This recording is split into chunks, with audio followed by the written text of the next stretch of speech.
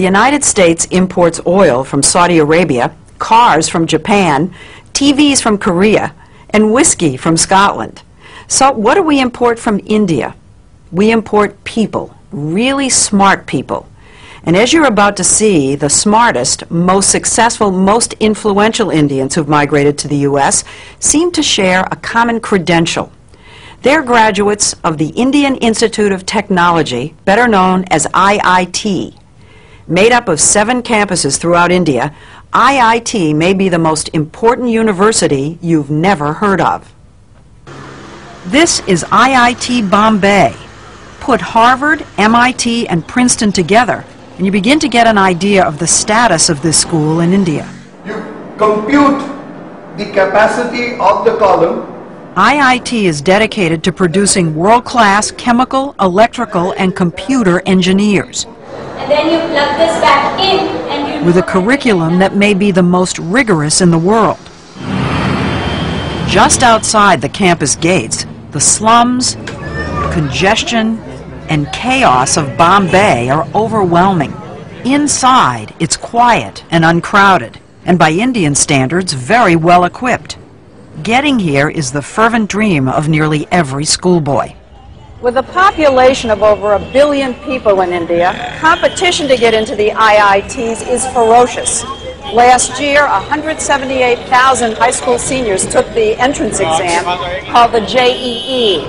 Just over 3,500 were accepted, or less than 2%. Compare that with Harvard, say, which accepts about 10% of its applicants. The IITs probably are the hardest school in the world to get into. In the whole world. To the best of my knowledge. Vinod Khosla got into IIT about 30 years ago. After graduating, he came to the U.S., co-founded Sun Microsystems, and became one of Silicon Valley's most important venture capitalists. He's one of thousands of IIT graduates who've made it big in the U.S. How significant would you say the impact of IIT graduates has been on the American technology revolution? It's far greater than most people realize. Microsoft, Intel, PCs, Sun Microsystems, you name it. I can't imagine a major area where Indian IIT engineers haven't played a leading role. Leading role? A leading role, and of course the American consumer in the American business, in the end, is the beneficiary of that. It isn't just high tech. The head of the giant consulting firm McKinsey & Company is an IIT grad. So is the vice chairman of Citigroup and the former CEO of U.S. Airways. Fortune 500 headhunters are always on the lookout for that IIT degree. They are favored over almost anybody else. If you're a WASP walking in for a job, you wouldn't have as much pre-assigned credibility as you do if you're an engineer from IIT. 90% of IIT students are male, and the young men we met in Bombay know they're hot commodities. The American companies love the kids from IIT. Thank goodness. That's what we heard. That's what we heard too. After I leave IIT Bombay, I hope to get a good job. So it can be a ticket to another way of life. Yes. Yeah, definitely. And a ticket out of India. How many of you think that you're going to end up in the United States? For a while, I think all of us would be there. Maybe at for some work. stage. At some stage. That's not the way it was supposed to be. I want my country to be strong. Nehru, India's first prime minister, created IIT 50 years ago, just after independence, to train the scientists and engineers he knew the nation would need to move from medieval to modern. He never imagined India would be supplying brain power to the whole world. Would you say that IIT graduates are India's most valuable export? Yes, undoubtedly. N. Ram, one of India's leading journalists, says that because the stakes are so high, a kid starts preparing early. Age 7, 8, 10. By the 10 you know whether you're made for it or not. This is the truth or not? And at least half of these 10-year-olds told us they think they're made for it. But just standing out in school won't be enough. Two valences to the other. At about 16, they enroll in a prep class where they're drilled for the IIT entrance exam. There are even pre-dawn tutoring classes. 4:30 to about 8, they're grilled, and then they go to school, Regular school. regular school. 4:30 to 8 a.m. Yes. Are you saying they do that every day? Yes, every day for that period. 2 years. Particularly 2 years. Classes 11 and 12, you do nothing but study. And parents hover and push and fret. I normally stay up all night and study for my exams. So during this preparation, my mother never used to let me prepare my own cup of tea. So if you stayed up all night, she stayed up all night to make your stay up tea? with me, yeah. After years of preparation, the day they and their families believe will make or break the future finally arrives. On the day of the exam, my dad, my mom, and my younger brother, they all accompanied me to the center. I said, okay, now you can leave. I'll come home on my own. But I was literally amazed when I came back out of the center and see my parents and brother still waiting for me outside the center. How many hours? It was close to 6 hours. 6 hours of testing, then an excruciating month-long wait for the results. They put them up on the web and you can call Phone, them you up, can call and them. after 10 days you get a letter. So But it's on the web so everybody knows. Yeah. You never get your marks. You just Nobody get your knows. all India rank. You just get your rank. Rank, so you first, second, third in the country. Right. Yeah. So it goes from So 1 to everybody 1 to knows. 3,000 roughly. So if you were 2,999, everybody knows. Everybody knows, and you're considered really lucky. The top rankers get their photographs in the paper and all. So The high ranks, the high Yes, ranks. he's one of of them. course. You were one of them? Yeah, somewhat, yeah. What number? I was 196. Did you get your picture in the paper? Oh, yeah. The ranking isn't just an ego trip. The top kids get to choose which campus they want and which major. It's a big deal in India. It is. Narayana Murthy, founder of the huge software company Infosys, is known as the Bill Gates of India. It's very easy to lose hope in this country. It's very easy to set your aspirations low in this country. But amidst all this competition among high-quality students, this institution of IIT sets your aspirations much higher. Now what about your own son?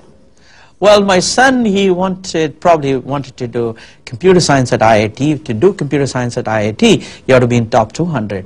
And he couldn't do that, so he went to Cornell instead. Think about that for a minute. A kid from India using an Ivy League university as a safety school. That's how smart these guys are. I do know cases where students who couldn't get into computer science at IITs, they have gotten scholarship at MIT, at Princeton, at Caltech. Yes, sure.